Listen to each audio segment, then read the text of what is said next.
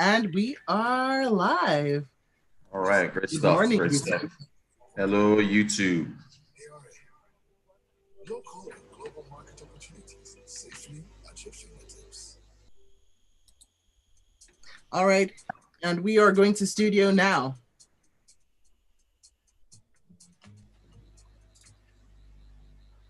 Well, people, it is gone past 6:30 for Tuesday morning. That means Business Express is on your radios right now. Joining me in the episode, I have got Rotus, of course, and Morning. good morning, Rotus. And we are joined today by Mustapha Alao, who's an analyst with ARM Securities. Good morning, Mustapha. How are you doing? Good morning. Yes, I'm fine. Thank you.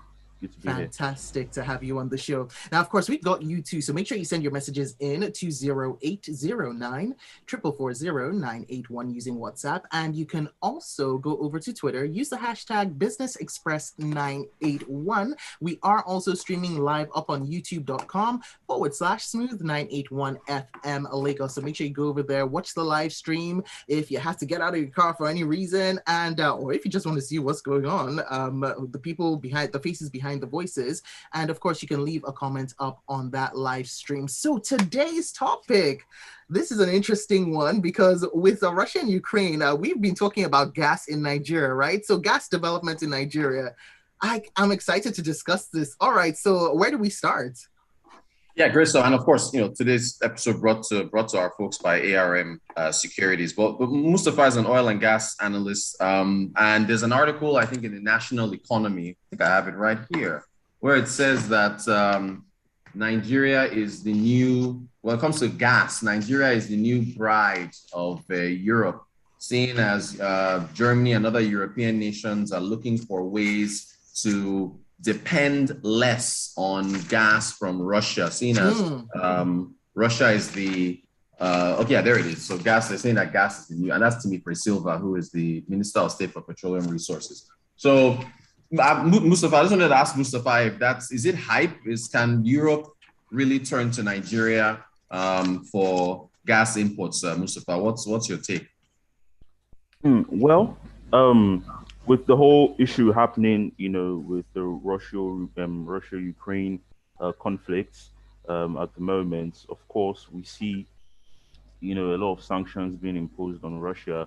We have Russia, a huge oil and gas producer producing, over 10% of global oil production. And, of course, with huge gas reserves, they supply Europe's gas, about 30 to 40% of Europe's gas. So that's going to be a huge gap should we see Europe leave the market. So what that does is that it potentially opens an opportunity for other gas producers, including Nigeria. Nigeria has huge gas reserves. Nigeria has huge gas reserves from, comes in about 206 trillion cubic feet. So yes, that opportunity is there. However, we do have some issues within our system which we need to sort out if we're going to be a supplier of gas. Because unlike crude oil, for example, right, it's not a situation whereby we, load barrels, like we've been doing for quite a while now, 60 years, and then we'll just put them onto ships and then we'll offload from mother ships to daughter ships, right?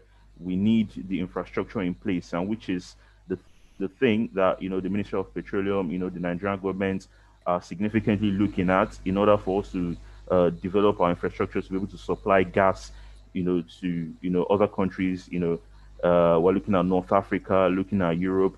There has been talks in that direction. However, quite frankly, there has been nothing concrete to suggest that yes, we're in a position to fully take advantage of the current gap which we're potentially seeing. And in addition to that, how do we know that the Russia-Ukraine conflict is going to develop really? I mean, recently we are seeing that the Ukrainian governments have sort of agreed to some level of talks, with Russia. So, I mean, does that space, really fully exist whereby Nigeria comes in and then we take advantage of that? And even if that space exists, do we have the infrastructure to take advantage of that? So yes, like I said, whilst the opportunity is there and while it looks tasty, we do not have that that infrastructure to be able to take full advantage of that. I mean, a pipeline into Europe, a pipeline into North Africa, that's going to be something that's needed. However, an efficient, pipeline, efficient infrastructure to be able to facilitate that at the moment is not available. So we need to sort that out. Interesting. While still on the matter of gas, thank you for that in-depth answer, Mustapha. If Nigeria has so much gas potential, is it the same infrastructure issues that are keeping us from benefiting from power supply with the kind of gas reserves that we have? Yes, absolutely. So, I mean, looking internally, right, we still have issues pertaining to power supply. I mean, even though we talk about us having other issues down the pipeline, from the transmission companies, for example, even at the Gencos, how much gas are they really producing? If we look at the Gencos we have, within the country at the moment, whereby, where we have gas being produced, how much is really being produced, and is that enough to even satisfy domestic consumption? These are issues that we need to look at.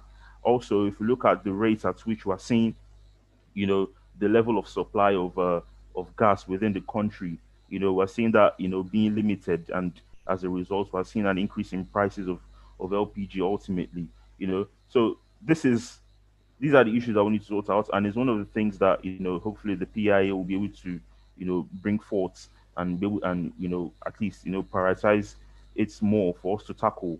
What we saw over between December 2020 and December 2021, if we look at cooking gas, for example, the 5 kg cylinder nationwide rose by 84.4% to 3,000 naira, 3,500 naira, or about that, from just over 1,000 naira, right? And the average price for 12.5 kg cylinder rose by 76%. So there are significant issues that we need to, tackle in terms of our, facilities, and that speaks to the fact that we're seeing investors not coming into the space because there is a lack of adequate incentives to stimulate investment and continuous government intervention in the sector. So the whole sector really, in truth, needs to be re-examined, right from the Gencos down to the TCNs, because there are also some issues in terms of transmission from there. And, enacting the PIA, to its full effect will be a first step in that direction, and the right step. And we're already seeing that happening already. Like I said, we're already seeing the Minister of Petroleum, disclosing that the Nigerian government is planning to grow gas reserves. Like I mentioned, it was 206 trillion cubic feet. They're planning to grow it to 600 trillion cubic feet. And this will help, Nigeria, position themselves as, one of the, top gas producers and top gas facilitators. Especially in light of this phase whereby we need to create a new pathway to this net zero carbon emissions, and gas, being used as a transition fuel. So yes, the PIA, I would say, is a key part in that, and a key part in that as well. As via the PIA is attracting those investments in order for us to be able to, build these facilities and put the facilities in place. We've already heard of talks with about the government, talking with the Qatar government. We saw the permanent secretary of the Ministry of Foreign Affairs, when he was speaking with the state of Qatar and looking for collaboration within the with the country in order to develop its gas sector, and not just in facilities but in skills as well. Because for quite a long time, being so focused and so fixated on the crude oil that it's almost like we left our gas undeveloped. There was a time we had the Nigerian gas master plan. We saw how that developed. So at the end of the day, just going back to what I said earlier, the first thing that we need to do is to fully enact the PIA and empower that in order to be able to put facilities in place to regulate the market properly and then attract investors to develop the facilities within the space.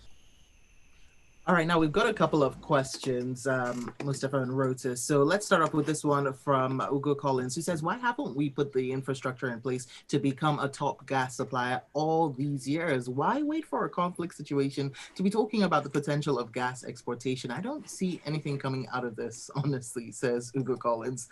I mean, what would you say to that? I mean, well, so I think to be honest, the answer to that question is the answer to the question as to why many other sectors within Nigeria, is not as developed as as they should be. It's just an issue of, to put it as lightly as possible, inefficient direction, improper leadership at those levels, and we've had talks about how we need to improve in terms of our investment in gas exploration and infrastructure. However, what we see is that whilst a lot of schemes are being put in place, by the time we start to talk about implementing them, we've already seen that there's been technology improvement, right? There's been technology developments, and we can't even catch up, in terms of knowledge sharing as well, in terms of the skills that we need within the space, um, you know, even down to the whole gas shipping and marine transportation, when it comes to into the gas sector, in order to maximize the full potential of your reserves. This has been something that, we would say that the government hasn't, prioritized to the level, I would say, that we would see in the crude oil space. So, essentially, it's just a matter of, us, prioritizing the gas sector and making sure that, we, we look forward and not, fixate ourselves on the current crude oil that we're getting our revenues from. All right, now we've got a couple of more messages coming in on WhatsApp. Ochuko says, charity begins at home, so sufficient supply of gas for the domestic market before exporting gas, please. Whilst we have this one in from Gilbert Musa, who says the Art Adams Foundation, an NGO, took a critical analysis of the benefits of gas utilization in Nigeria with stakeholders from the gas industry in Nigeria's present. Till date, no visible work in progress, he says. All right, we've got about a minute left. So hold on, can we talk about costs? Because we've talked about development. I mean, what are the numbers we're looking at? How capital intensive is it? All right. So when we talk about gas, I think first of all, what you look at is the facilities that you currently have and where you need to get to, and that will of course speak a lot to what you're looking to spend. And quite frankly, we have we have a long way to go, right? There are huge costs that need to be spent, that need to be incurred, Well, and that's one of the reasons why we're looking at collaborations with Qatar. Qatar, we're looking at putting in over 5 billion US dollars into the sector in order to improve our infrastructure and all of that. oh wow, So okay. we'll look at how that progresses, and hopefully we get to where we need to get to. Okay, all right. Thank you so much. And that is that for today's show. Although, let me just read this one last message in from Yinka Bolu, who says, are we gas sufficient in Nigeria? Until then, let's not talk about this. Coming folks who prefer to ship out crude oil and import. Oh, coming from folks who prefer to ship out crude oil and import petrol. And well, that's apparently our last word. Okay, Rotus and Mustapha Alao, thank you so much for joining me for today's episode of Business Express, which was brought to you by ARM Securities. And Rotus, I'll see you tomorrow. Mustapha, thank you so much. Have a great day. Thank you, Sope. Thank you. All right. Okay, so coming up now, it is going to be good music. Keep it tuned right here to Smooth 98.1. Smooth 98.1. Brought to you